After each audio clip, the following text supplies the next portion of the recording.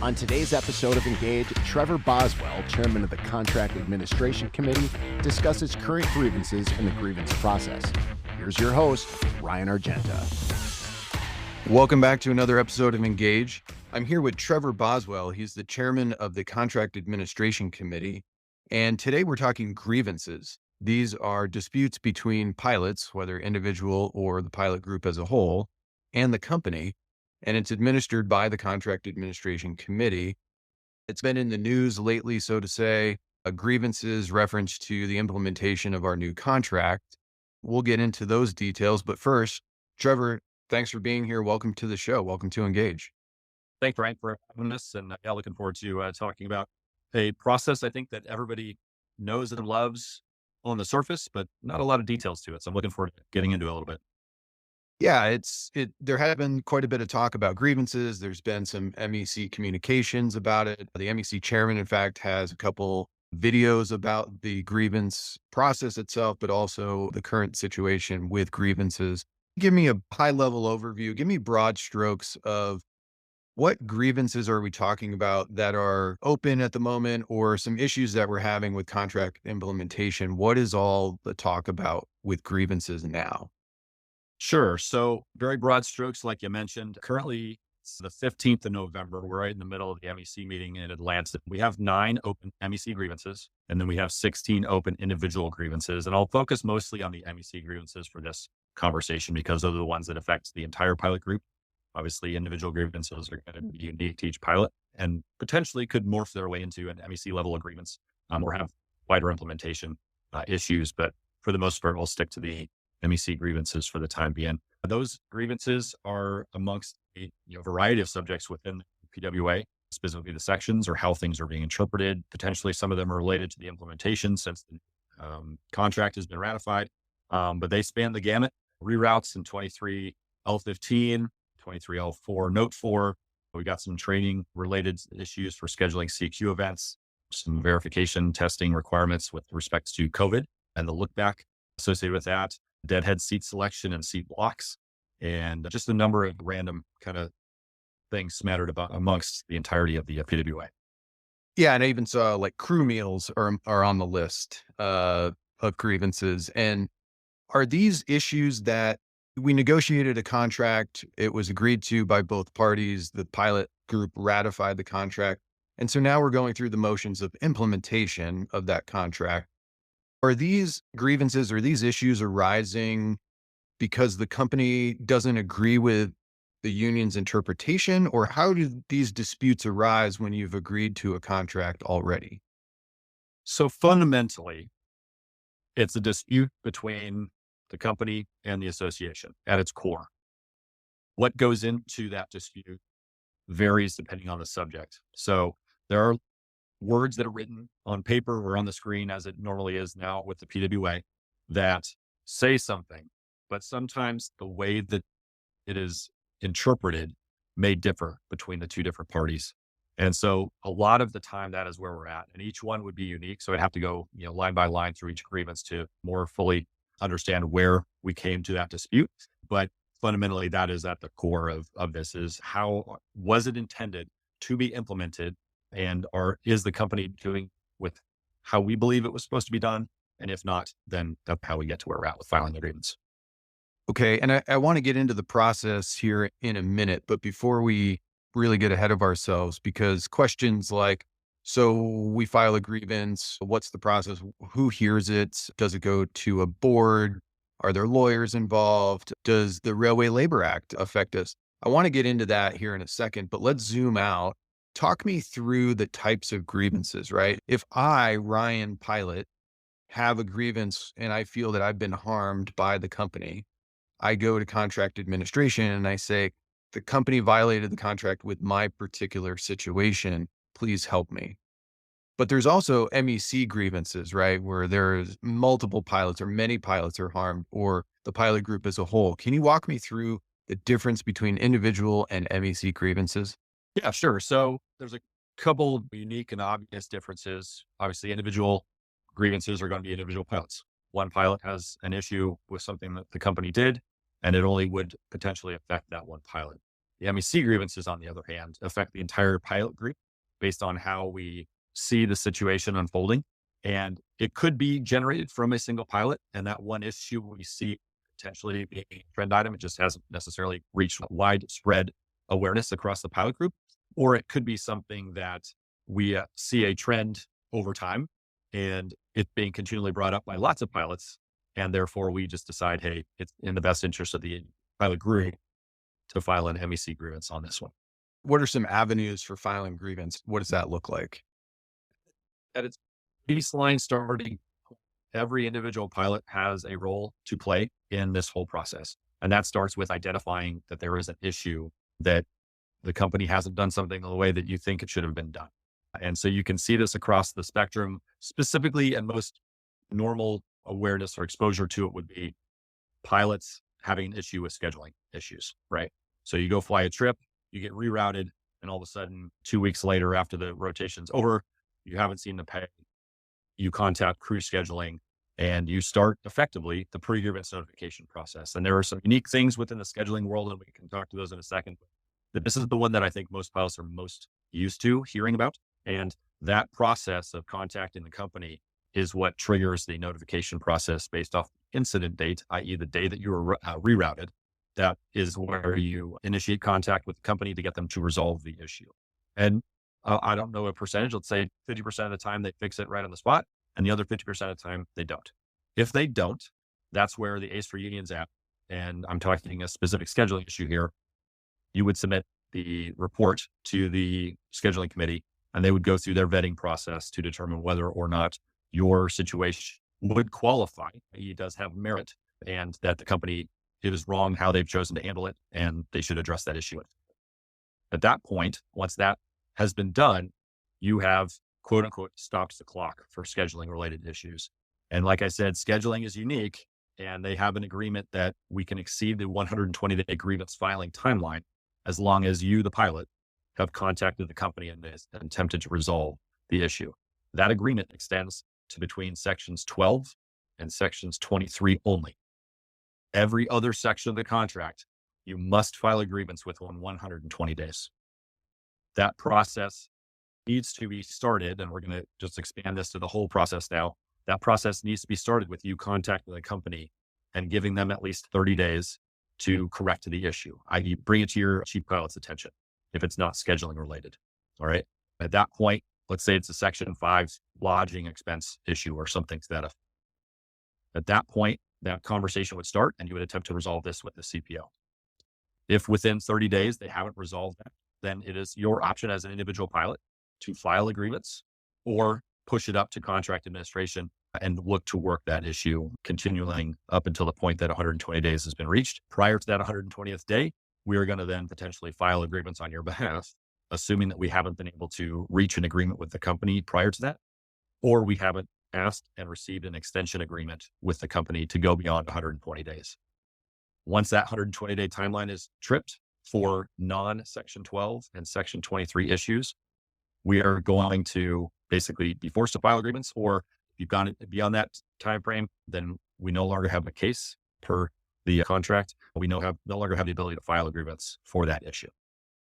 Okay, that was a lot, and you obviously know the material very well. So pulling back, obviously a lot of scheduling issues are at hand. Reroutes, pay issues are pretty big right now. In fact, the SVP put out a memo about correcting payroll or pay issues.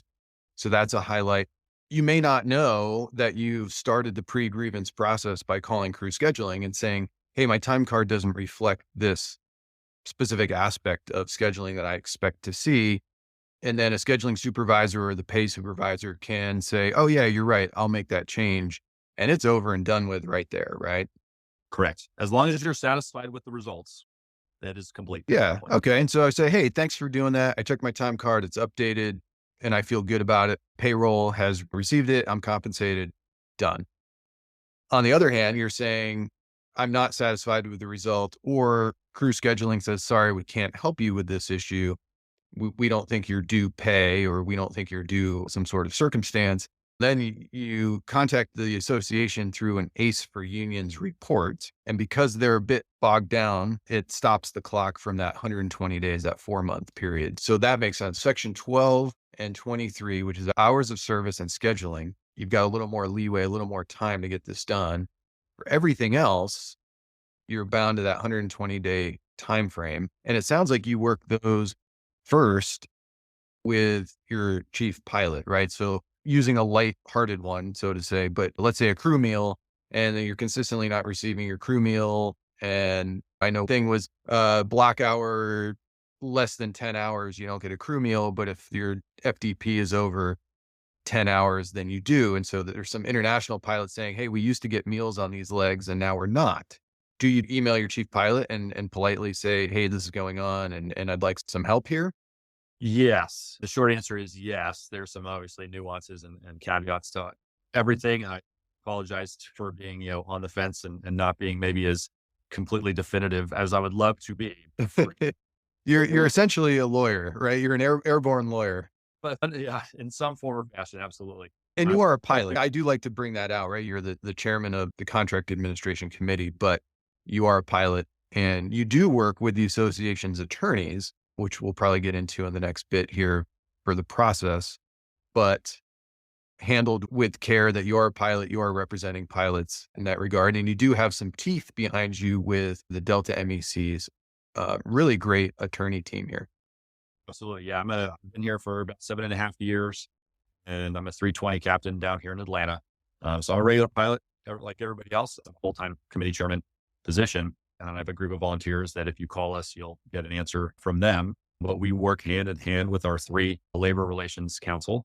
And we have 1 paralegal as well. They are an amazing team. They go so completely unacknowledged and go so far beyond with effort and energy, looking to defend the rights of the pilots in accordance with PWA, the Railway Labor Act, and so on. But yeah, we work hand in hand. And yeah, I'm definitely not a lawyer. Our labor relations counselors are fantastic at navigating that. And not only that, not only the PWA, but they're looking at the actual law of the United States, both federal and state.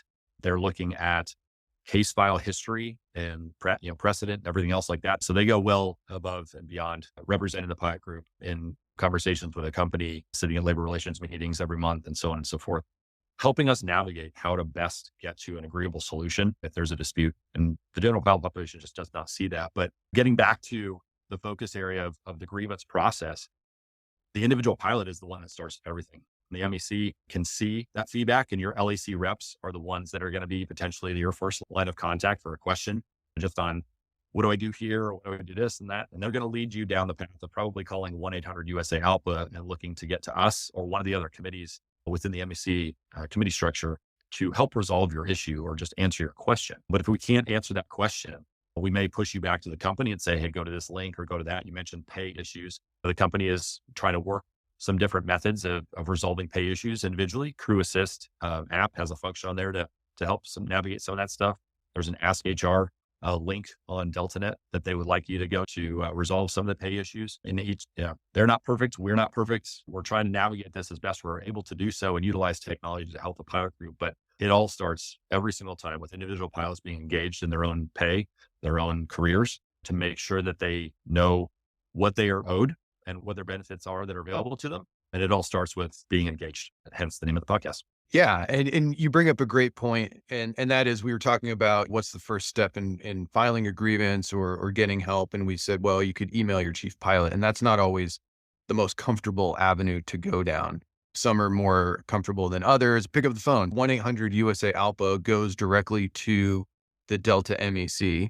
And you can ask for contract administration. One of your volunteers will answer your call, answer your email.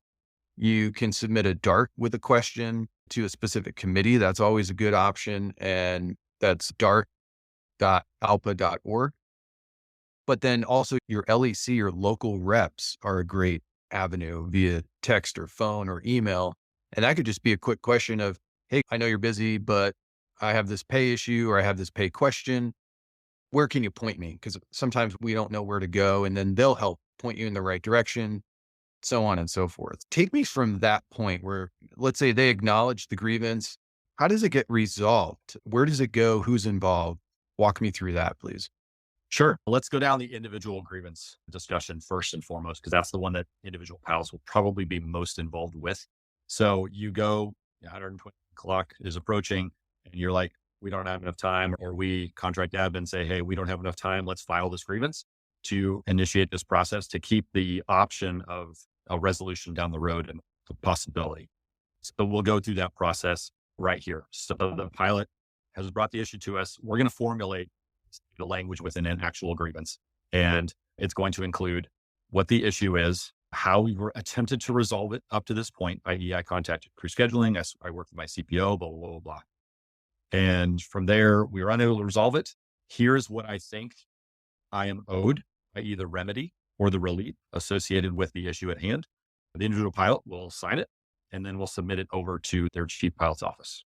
And for individual grievances, the starting point for those is always going to be your chief pilot's office. And we can help absolutely navigate through the process. So you'll be in contact with us, but we need you to be engaged. So we're going to have you do some things leading up to that point to make sure that we get all of our ducks in a row and we know the whole story. We've asked the appropriate subject matter experts to make sure that we haven't missed something so that we don't file frivolous grievances, which is always something that we are trying to determine whether the case has merit.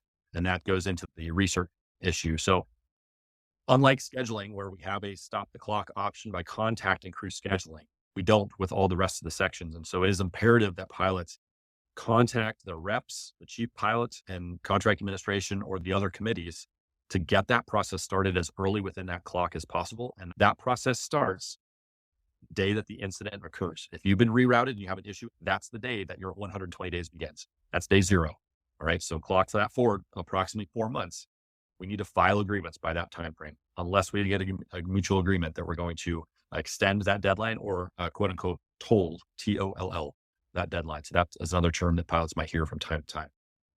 Once we've filed the grievance, now there are other timelines that are associated with the response from the company, holding initial hearings, and then potentially grieving or appealing, I should say, the company's decision, i.e. they're going to agree with you and we're done, or they don't agree with you and we need to appeal that decision. And that would then take us from section 18 into section 19, which is in the system boards process. And we can cover that here in a little bit as well. Yeah, this all sounds pretty serious, right? I have an issue. I've signed the formal grievance. We send it to the company. Now the company can read a grievance and say, yeah, you're right. Here, resolved, done. Exactly. And because often, 16,000 plus pilots and a new contract, there's a lot of things going on. Plus they're trying to run a company on the side. Yes. Right? Not defending them, but there are a lot of things that sometimes could slip through the cracks. And when they receive that grievance, they could say, oh yeah, we agree, done. If you're going to a system board, that is handled by the attorneys and they're representing you, right? Yes and no. Yes, they are representing you, and we will do everything we can to defend your rights within the PWA, but you're definitely not out of the process. You're going to be involved in the process. How much is going to depend on what other information we need. Whether this is a contract dispute or a disciplinary issue, that part is the delineator between what level of engagement you can expect to have. Yeah, understood. So keeping it to the dispute side, right? You might conjure images of you filed this grievance and now you're in your full uniform sitting in front of somebody at the company and all these big formals. I'm sure there's a walnut wood bench with a gavel, right? Does that happen or is it a little less intense than that? It's definitely less intense than that. And like you alluded to, it definitely will feel maybe more intense, but for the majority of the individual grievance, the starting point is really the majority of the time where the individual pilot is going to be involved directly in the discussion. That's going to be the individual pilot going to an initial hearing with typically their chief pilot, could be the regional director, and could be potentially somebody from Flight Ops leadership, depending on who they have initially contacted within this process and who has held some of the hearings along the way. So both sides try to make sure that we put people in the right space that we know are usefulnesses if we had to go to an arbitration hearing and actually have them testify. So it will be held at the lowest possible level that is smart for the situation. Yeah. But it won't be in a courtroom. It's going to be in the CPO office, typically for an individual grievance, and they're just having a conversation there. Yeah. And that feels right. What about retribution? If a pilot's afraid of filing a grievance because they just don't want their name on the radar, they don't want any kind of retribution, are there any laws or contractual items that protect pilots who file grievances? Yeah, there are. At all times, you are protected under the PWA from any sort of retribution associated with a dispute or disagreement that you have with the company when it comes to filing a grievance, when it comes to asking questions, questioning anything that you have that you don't feel is correct. Yeah, and this would be a great time to shameless plug for episode 12, Lawyers, Guns, and Money. We talk about the Railway Labor Act. It's not specific to grievances, but your protections. And we talk directly with attorney Marcus Migliori. He's ALPA's general counsel and director of the legal department about these things. So check that out. Lawyers, Guns, and Money. It's more than just a catchy title. Fast forwarding, you talked about a system board. Give me the quick nuts and bolts of that, and then we'll sew this puppy up. Yeah. Once we've gotten to that point where the company is not going to agree with your grievance and they don't pay you or compensate you in whatever way makes the most appropriate sense for the situation, you're going to appeal the denial. And that puts us into section 19 of the contract, which is the system boards. There are two different system boards. There's a 4-member board. There's a 5-member board. The 4-member board consists of 2 ALPA representatives and 2 company representatives, and they will hear the case and make a decision off of that. As you can tell, 4 can be divided by 2, where we can get to what we call a deadlock and no decision is made. Or they can offer, hey, go try to resolve this in another format, which could be potentially mediation, which is where we bring out an independent neutral party that would hear both sides and would help try to navigate to a mutually agreeable solution along the way, i.e. called a settlement. The 4-member board could go 3 or 4 to 3 to 1 or 4 to, if it were to go that way, that would be the decision that the company and the association would have to live with for the conclusion of that grievance. But if they do deadlock, then it will move into the 5-member board. The 5-member board is again made up of 2 company representatives, 2 union representatives, and then 1 neutral party called an arbitrator.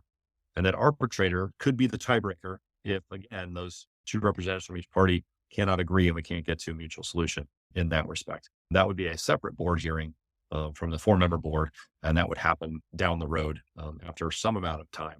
We have a list of 11 arbitrators that is mandated to be held by the contract, and we choose from them based off of a mutual agreement. And then that arbitrator is then the representative on the neutral party side to make that final determination, be the tiebreaker vote.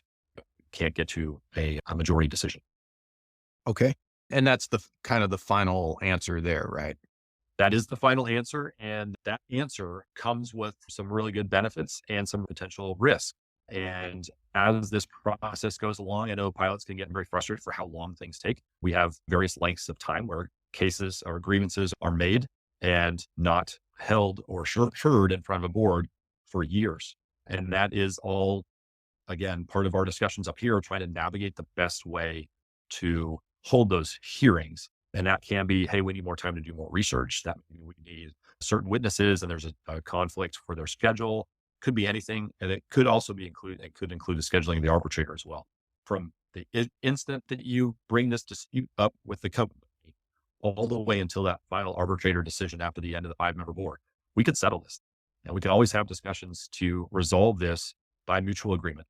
So that is always an option. And we will always look to do that if it makes sense for the individual. Sometimes it doesn't, but that is always an option along the way. Sounds like we're in great hands. I appreciate the work that you and your team does. Our recording studio is in the same hallway as contract administration and the labor attorneys. And so it's always a buzz with something going on, right? There's really no such thing as a quiet weekday.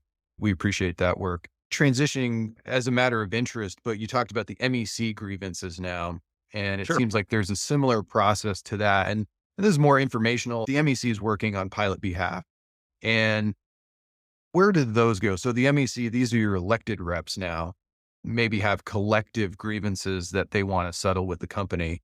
I want to fast forward you a little bit, but it sounds like the process is pretty similar. And what are some resolves, or what is the process there in a nutshell? Yeah. So the framework we laid out for the individual grievance also applies to the MEC grievances. The only real difference in all of that is the timelines associated with some of the responses between the company and the individual, the company and the MEC, or in this case, I am the representative typically on the chairman's behalf to respond to these things. That timeline is a little further extended because typically there are more conversations that are being held in between. Contractual grievances, they take a little bit longer.